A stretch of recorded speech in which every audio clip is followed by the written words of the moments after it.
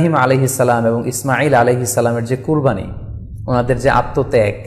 এই দৃশ্যপটটি কিন্তু আমাদের চোখের সামনে ভেসে ওঠে। আমরা জানি যে ইব্রাহিম আলাইহিস সালাম আল্লাহ তাআলা সন্তুষ্টির জন্য স্বীয় পুত্র ইসমাঈল আলাইহিস সালামকে কুরবানি করতে চেয়েছিলেন,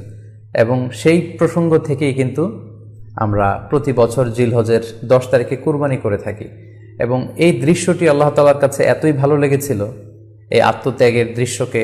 আল্লাহ তাআলা স্মরণীয় করে রাখবার জন্য কিয়ামত পর্যন্ত সব বিশ্বাসীদের জন্য এই জিলহজের একই টাইমে, জিলহজের 10 তারিখে কুরবানি করাটাকে আল্লাহ তাআলা আমাদের উপর অবধারিত করে দিয়েছেন।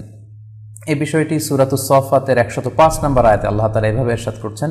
ফালাম্মা বালাগা মাআহু সা'য়া ক্বালা ইয়া বুনাইয়া ইন্নী আরা ফিল মানামি আন্নী আযবাহুক ফানজুর মাযা তারা।